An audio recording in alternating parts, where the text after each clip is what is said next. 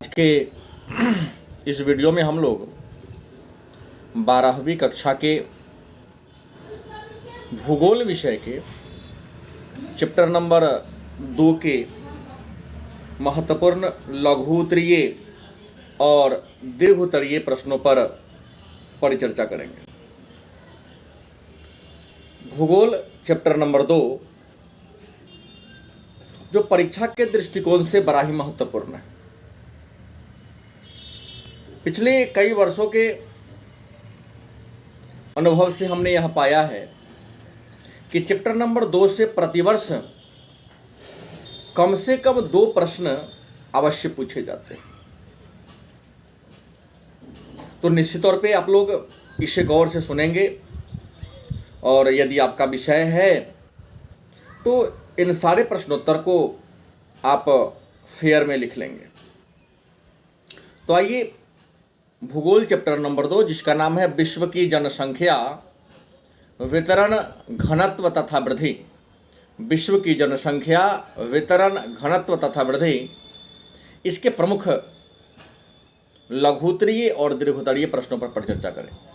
सबसे पहला प्रश्न है विश्व में जनसंख्या वितरण के प्रारूप पर टिप्पणी लिखें। विश्व में जनसंख्या वितरण के प्रारूप पर टिप्पणी लिखें।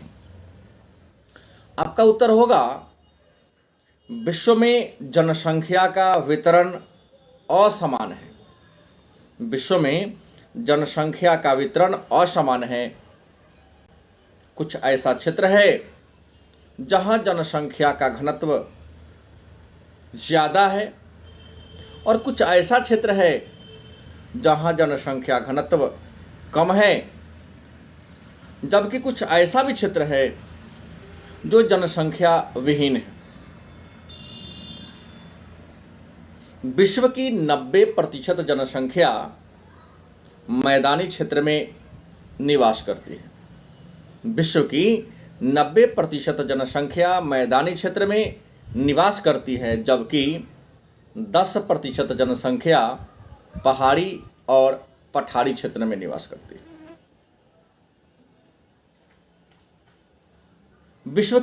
इसके अलावा विश्व की 80% जनसंख्या, यदि आंकड़ों पर आप गौर करें तो विश्व की 80% जनसंख्या 20 डिग्री उत्तरी अक्षांश से 60 डिग्री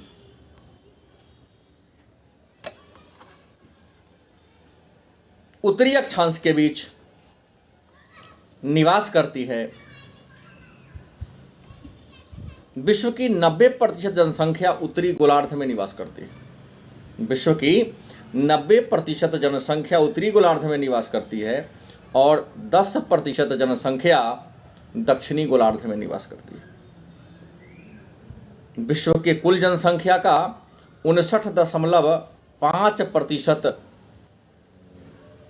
लोग एशिया महादेश में निवास करते हैं, मतलब लगभग 60%। विश्व की कुल जनसंख्या का 16.8% लोग अफ्रीका महादेश में निवास करते हैं। कुल जनसंख्या का 9.8% लोग यूरोप महादेश में निवास करते हैं और विश्व के कुल जनसंख्या का 8.5% लोग दक्षिणी अमेरिका, और दक्षिणी अमेरिका को लैटिन अमेरिका के नाम से भी जानते हैं, दक्षिण अमेरिका में निवास करते हैं। वहीं विश्व के कुल जनसंख्या का 4.8% लोग उत्तरी अमेरिका महादेश में निवास करते हैं और विश्व के कुल जनसंख्या का 0.5% लोग, मतलब आधा प्रतिशत लोग ऑस्ट्रेलिया अर्थात ओसेनिया में निवास करते हैं। इन आंकड़ों से स्पष्ट है कि विश्व के जनसंख्या वितरण का प्रारूप एक समान नहीं है और इसका मूल कारण जलवायु, मौसम, मिट्टी के संरचना को माना गया है। दूसरा प्रश्न है जनसंख्या घनत्व क्या है, या जनसंख्या घनत्व से आप क्या समझते हैं? जनसंख्या घनत्व क्या है या जनसंख्या घनत्व से आप क्या समझते हैं? आपका उत्तर होगा प्रति 1 वर्ग किलोमीटर क्षेत्र में प्रति 1 वर्ग किलोमीटर क्षेत्र में निवास करने वाले लोगों के कुल संख्या को जनसंख्या घनत्व के नाम से जानते हैं। प्रति 1 वर्ग किलोमीटर क्षेत्र में निवास करने वाले लोगों के कुल संख्या को जनसंख्या घनत्व के नाम से जानते हैं। विश्व का औसत जनसंख्या घनत्व 58 व्यक्ति प्रति वर्ग किलोमीटर है। अगला प्रश्न है, जनसंख्या घनत्व कितने प्रकार के होते हैं, स्पष्ट करें।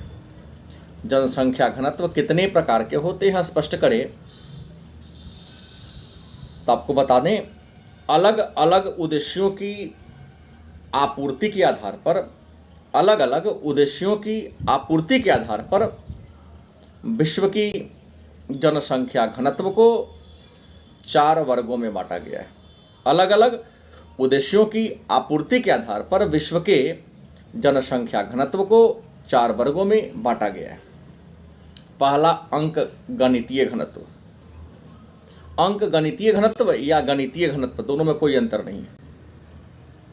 अंक गणितीय घनत्व एक बार पूछा भी गया है 2 नंबर के प्रश्न में, हालांकि पूरा लिखेंगे चारों का तो दीर्घ उत्तरीय हो जाएगा, और अलग अलग करके पूछे तो 2-2 नंबर का प्रश्न होता है।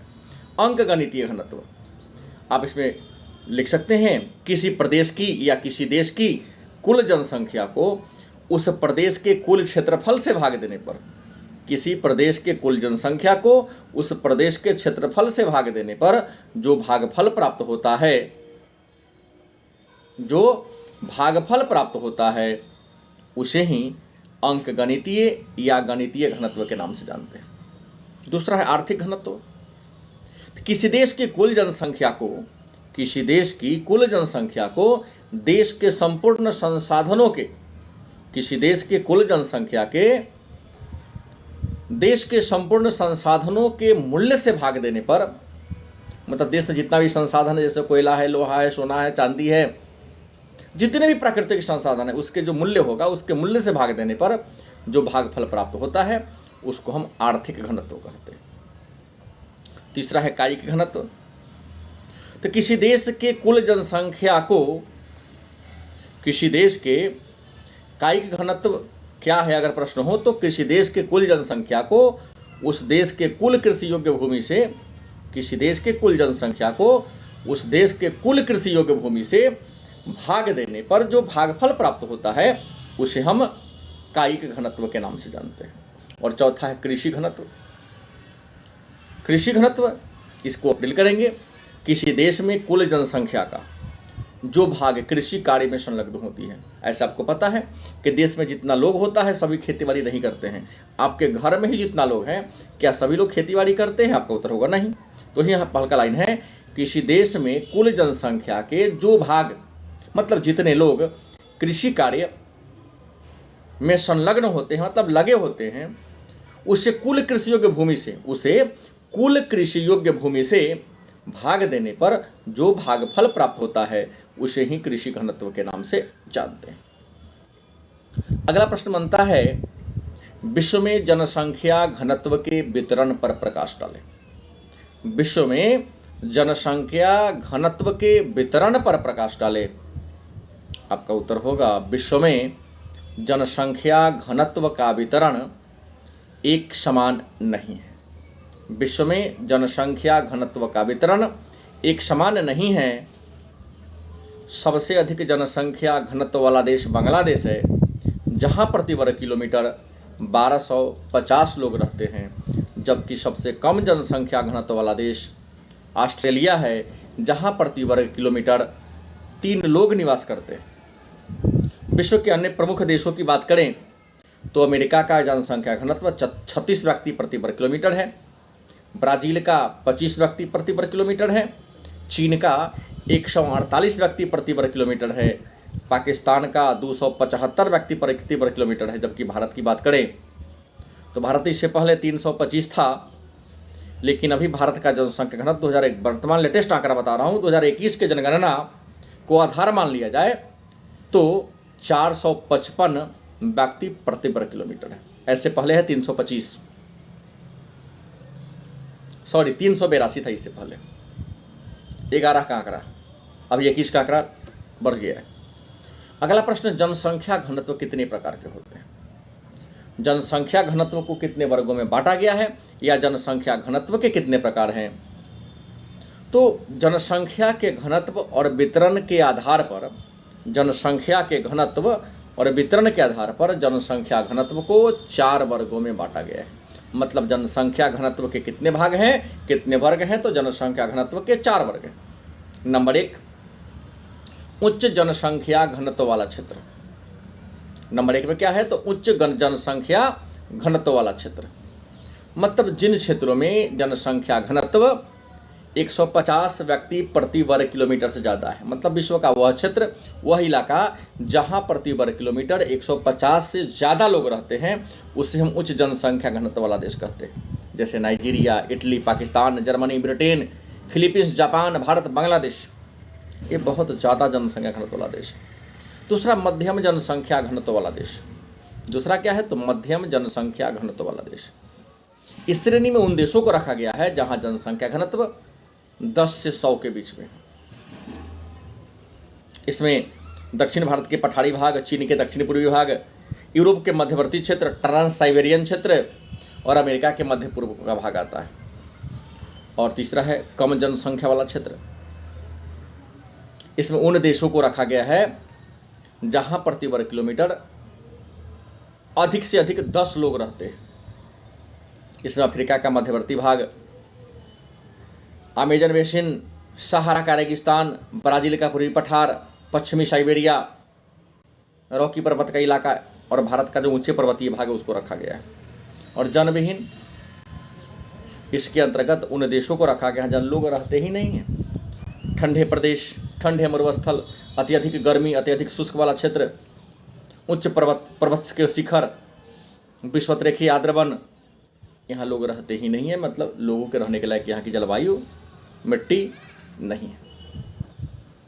अगला प्रश्न है, कई बार पूछा जा चुका है, विश्व में जनसंख्या घनत्व और वितरण को प्रभावित करने वाले कारकों पर प्रकाश डालें। कई बार पूछा गया प्रश्न है, विश्व में जनसंख्या घनत्व एवं वितरण को प्रभावित करने वाले कारकों पर प्रकाश डालें। आपका उत्तर होगा, विश्व में जनसंख्या घनत्व एवं वितरण को, विश्व में जनसंख्या घनत्व एवं वितरण को प्रभावित करने वाले प्रमुख कारक निम्नलिखित हैं। भौगोलिक कारक। भौगोलिक कारक में कई बातें आती हैं, जैसे नंबर 1 जल की उपलब्धता। भौगोलिक कारक में क्या होगा? पहला होगा जल की उपलब्धता। इसमें आप डील करेंगे, जल मानव की प्राथमिक आवश्यकताओं में से एक है। जल मानव की प्राथमिक आवश्यकताओं में से एक है। जल का उपयोग हम लोग पीने के लिए, कृषि में सिंचाई के लिए, पशुओं के लिए, परिवहन के लिए तथा उद्योग धंधा को संचालन के लिए करते हैं। तो जिन क्षेत्रों में बड़ी सुलभता से, बड़ी आसानी से हमें जल मिल जाता है, वहाँ जनसंख्या घनत्व ज़्यादा देखने को मिलता है। दूसरा, भूमि की आकृति। भूमि की आकृति मतलब भूमि की बनावट जनसंख्या घनत्व को प्रभावित करने वाला एक महत्वपूर्ण कारक है, क्योंकि मानव उन्हीं क्षेत्र में निवास करते हैं जहाँ की भूमि समतल है, क्योंकि समतल भूमि खेतीबाड़ी करने में, घर बनाने में, सड़क बनाने में भी उपयुक्त होती है। उसके बाद जलवायु का स्थान आता है। जलवायु भी जनसंख्या के वितरण और घनत्व को प्रभावित करने वाला एक कारक है, क्योंकि मानव उन्हीं क्षेत्र में निवास करेगा जहाँ न तो बहुत ठंडा हो न बहुत ज़्यादा गर्मी। मानव के लिए रहने के लिए वही जगह जहाँ उचित है, जहाँ ठंडी और गर्मी का मिला जुला रूप हो, मतलब समशीतोष्ण जलवायु, मृदुल जलवायु, जिसे मानव सह सके। इसके बाद मृदा का स्थान आता है। मृदा जो कृषि का आधार है, लेकिन उपयुक्त मृदा वही मानी जाती है जो क्या हो? उपजाऊ हो। अतः मानव उन्हीं क्षेत्र में रहेगा जहाँ की मिट्टी क्या होगी? उपजाऊ हो। तो ये रहा जनसंख्या घनत्व और वितरण को प्रभावित करने वाला भौगोलिक कारक। दूसरा है आर्थिक कारक। आर्थिक कारक भी जनसंख्या घनत्व को प्रभावित करती है, और आर्थिक कारक में आता है खनिज पदार्थों की उपलब्धता। जिन प्रदेशों में देखा गया है खनिज पदार्थ, देखा गया है कि जिन प्रदेश में खनिज पदार्थ प्रचुर मात्रा में उपलब्ध हैं, वहाँ उद्योग और खनन क्रिया का तेज गति से विकास होता है। अतः लोग वहाँ जाके बसते हैं, क्योंकि वहाँ उन्हें रोजगार प्राप्त होता है। इसके बाद नगरीकरण। नगरीकरण भी जनसंख्या घनत्व और वितरण को प्रभावित करती है। क्योंकि नगरीकरण के कारण लोगों को अधिक सुविधाएं मिलती है, मतलब नगर में, शहर में लोगों को ज़्यादा से ज़्यादा सुविधा मिलती है, रोजगार मिलते हैं, जीवन स्तर में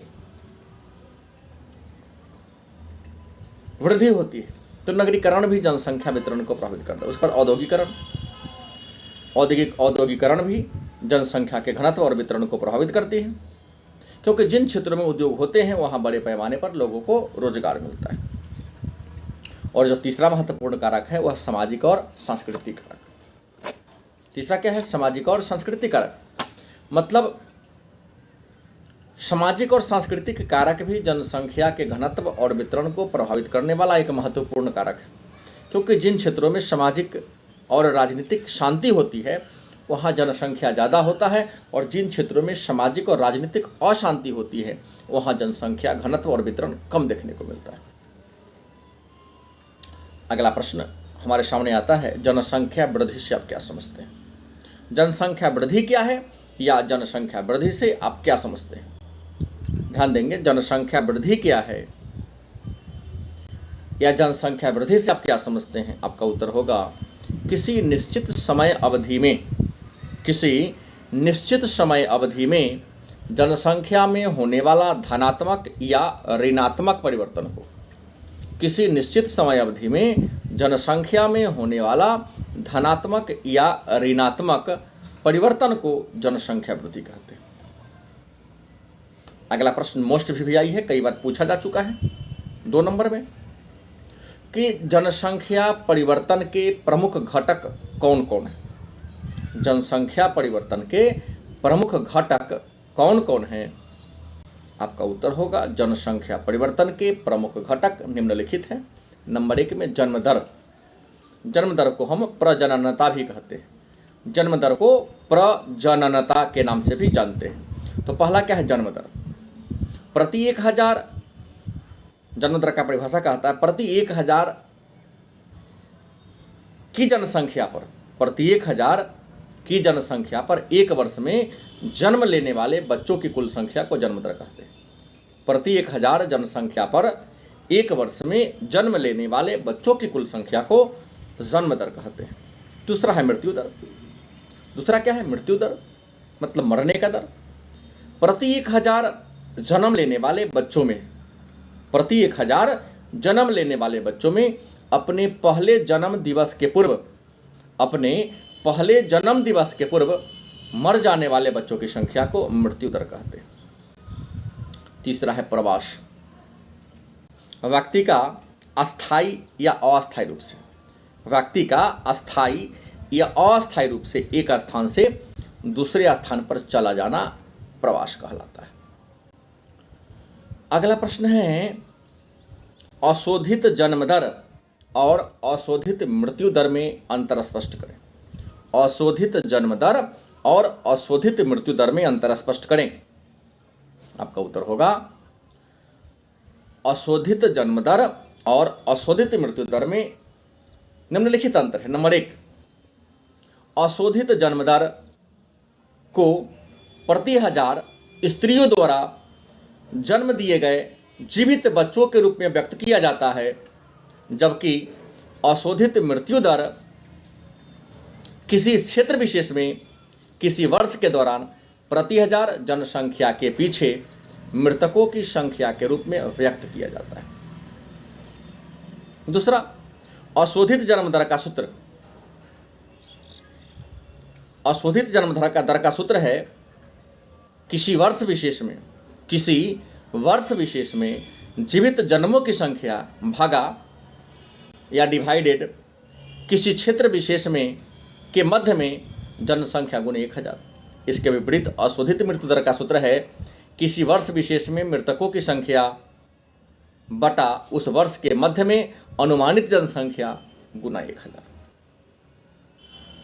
अगला प्रश्न है, इस प्रश्न को भी अभी तक 3-4 बार पूछा जा चुका है, बड़ा ही महत्वपूर्ण है, बार बार इस प्रश्न को रिपीट करता है कि विश्व में जनसंख्या वृद्धि की प्रवृत्ति पर प्रकाश डालें। विश्व में जनसंख्या वृद्धि की प्रवृत्ति पर प्रकाश डालें। आपका उत्तर होगा, विश्व में जनसंख्या वृद्धि की प्रवृत्ति अलग अलग समय में अलग अलग रहा है। जैसे मानव विकास की शुरुआत आज से लगभग 10 लाख वर्ष पहले हुआ है। धरती पर मानव आज से लगभग 10 लाख वर्ष पहले प्लेस्टोसीन युग में हुआ। लेकिन उस समय मानव क्या था? शिकारी था, खाद्य संग्राहक था, खाद्य उत्पादक नहीं था। लेकिन आज से 10,000 वर्ष पहले विश्व की जनसंख्या 50 लाख थी, क्योंकि आज से 10,000 वर्ष पहले मानव खाद्य उत्पादक बन गया, अस्थायी रूप से निवास करने लगा था। ईसा मसीह के जन्म के समय विश्व की जनसंख्या 25 करोड़ थी। ईसा मसीह के जन्म के समय मतलब आज से 2021 वर्ष पहले विश्व की जनसंख्या 25 करोड़ थी।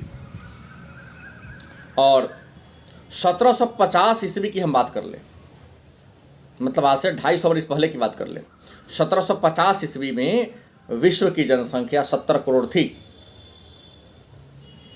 और 1750 से 1850 मतलब 100 वर्ष में विश्व की जनसंख्या 30 करोड़ बढ़कर मतलब 100 करोड़ हो गई।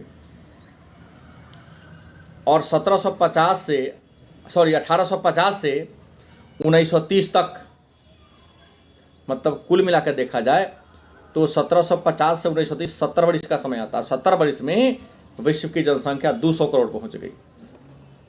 1930 से 1975 मतलब हम बात कर ले मात्र 45 वर्ष में, 1930 ईस्वी से 1975 मात्र 45 वर्ष में विश्व की जनसंख्या 200 करोड़ से बढ़कर 400 करोड़, मतलब 45 वर्ष में विश्व की जनसंख्या 200 करोड़ बढ़ गई। और 1950 से 2018 में 1950 से 2018 में मतलब यहाँ देख लिया जाए 1975 से 2018 की जो अवधि अंतर होता है मात्र 38 वर्षों में विश्व की जनसंख्या 350 करोड़ बढ़ गया। 200 करोड़ पहले था तो मतलब 550 करोड़ पहुंच गया। और वर्तमान समय की बात कर लें तो विश्व की जनसंख्या बढ़कर 762 करोड़ हो गई। तो आपके मन में एक प्रश्न उठेगा और उठना स्वाभाविक है कि 20वीं शताब्दी के प्रारंभ से 21वीं शताब्दी के प्रथम दशक अभी चल रहा है, हालांकि दूसरा शुरू हो गया। विश्व की जनसंख्या बड़ी तेज गति से बढ़ा। क्यों? मतलब जनसंख्या 10 लाख वर्ष में जितना नहीं बढ़ा, मात्र 110 वर्ष में उससे 3 गुना 3.5 गुना जनसंख्या बढ़ गया। क्यों? मतलब 20वीं शताब्दी से 21वीं शताब्दी के प्रथम दशक तक जनसंख्या बड़ी तेज गति से बढ़ा। इसके पीछे कारण क्या है? आप उत्तर लिखेंगे 20वीं शताब्दी से 21वीं शताब्दी के बीच या 21वीं शताब्दी के प्रारंभिक चरण में जनसंख्या के तीव्र गति से बढ़ने के लिए कई कारण उत्तरदायी था। पहला, यांत्रिक ऊर्जा के बढ़ने से कृषि और उद्योग का बड़ी तेजी से विकास हुआ है। और कृषि उद्योग का विकास होगा तो जनसंख्या बढ़ेगी, क्योंकि लोगों के जीवन स्तर में सुधार आएगा, भोजन की प्रचुरता हो जाएगी। दूसरा, विज्ञान और प्रौद्योगिकी के विकास से आज महामारी पर नियंत्रण हो गया। पहले लोग जन्म लेता था लेकिन मर जाता था, जन्म दर ज़्यादा था, मृत्यु दर भी ज़्यादा है। लेकिन आज साइंस बहुत आगे बढ़ गया है, विज्ञान बहुत आगे बढ़ गया है। संक्रामक रोग फैलते हैं, टीका आ जाता है, महामारी फैलती है, उसका दवा निकल जाता है। जन्म दर में कमी आई है तो मृत्यु दर में भी कमी आई है। आज टीकाकरण अभियान चलाया जा रहा है जिससे मृत्यु दर क्या हो, गिरावट आ गई है। और मृत्यु दर में गिरावट के कारण, चिकित्सा सुविधा के विस्तार के कारण भी जनसंख्या तीव्र गति से बढ़ा है पिछले 100 वर्षों में। अगला प्रश्न है, जनसंख्या परिवर्तन के प्रभाव को लिखें। आज जनसंख्या में जो चेंजिंग हो रहा है, जनसंख्या में जो बदलाव हो रहा है, इसका क्या प्रभाव पड़ेगा? आपका उत्तर होगा जनसंख्या परिवर्तन के निम्नलिखित प्रभाव या परिणाम होंगे। क्या हो रहा है? पहला, एक जनसंख्या परिवर्तन मतलब बढ़ने से बड़ी तेज गति से प्राकृतिक संसाधनों का ह्रास हो रहा है, मतलब कमी हो रहा है। और इसका परिणाम क्या हो रहा है संसाधन कमने से? तो प्रति व्यक्ति प्राकृतिक संसाधनों की उपलब्धता में कमी आ रही है। दूसरा, देश में जो उपलब्ध संसाधन है वह लोगों का भरपेट भरण पोषण नहीं कर पा रहा है। नहीं भरण पोषण होने से देश में भूखमरी, महामारी और गृह युद्ध जैसी समस्या उत्पन्न हो रही है। आज देखिए हर देश लगभग गृह युद्ध में उलझा हुआ है। तीसरा, भूखमरी, कुपोषण, महामारी और गृह युद्ध जैसी समस्याओं से ग्रस्त क्षेत्र के लोग, उनके जीवन प्रत्याशा, उनके जीने का उम्र कम है, जिस कारण उन देशों में जनसंख्या दिन प्रतिदिन बड़ी तीव्र गति से घटती जा रही है, कम होती जा रही है। और लास्ट प्रश्न है, अंतिम प्रश्न है, बड़ा महत्वपूर्ण है। इस प्रश्न को भी कई बार या यूं कहें बार बार पूछा जा रहा है। मनमोहन का प्रश्न क्या है? तो जनसंख्या संक्रमण के सिद्धांत पर प्रकाश डाले। जनसंख्या संक्रमण के सिद्धांत पर प्रकाश डाले। आपका उत्तर हो गया जनसंख्या संक्रमण का सिद्धांत जन्म दर व मृत्यु दर तथा इसके अंतर से होने वाले प्राकृतिक वृद्धि को दिखाने वाला एक सिद्धांत है। जनसंख्या संक्रमण का सिद्धांत जन्म दर, मृत्यु दर तथा इसके अंतर से होने वाले जनसंख्या के प्राकृतिक वृद्धि का एक सिद्धांत है। यह सिद्धांत जन्म दर, मृत्यु दर तथा जनसंख्या वृद्धि के बदलते स्वरूप का एक सिद्धांत है। यह सिद्धांत बताती है कि जनसंख्या वृद्धि सामाजिक, आर्थिक, राजनीतिक और शैक्षणिक कारकों द्वारा प्रभावित होती है। मतलब जनसंख्या कहीं बढ़ रहा है या घट रहा है या बदलाव हो रहा है, इसके पीछे कारण क्या है? तो सामाजिक, आर्थिक, राजनीतिक और धार्मिक और शैक्षणिक कारक जिम्मेवार है जनसंख्या के कम होने या बढ़ने का। यह सिद्धांत हमें यह भी बताती है कि किसी देश में, किसी प्रदेश में जैसे जैसे लोगों का, जैसे जैसे समाज का या समाज उन्नत होता जाता है, लोगों का जीवन स्तर बढ़ता जाता है, वहाँ जन्म दर और मृत्यु दर में भी कमी आती है। इस सिद्धांत का प्रतिपादन 1929 में W.S. थॉम्पसन ने किया, लेकिन इसमें संशोधन 1945 में F.W. नोटेस्टिन ने किया था। ये रहा भूगोल चैप्टर नंबर 2 के महत्वपूर्ण लघुत्तरीय और दीर्घोत्तरीय प्रश्न। उम्मीद है आप सबको आज का क्लास अच्छा लगा होगा। यदि अच्छा लगा होगा तो इसको गौर से सुनेंगे और इसको शेयर कर लेंगे और याद करेंगे ताकि आपके परीक्षा के लिए कारगर सिद्ध हो। धन्यवाद।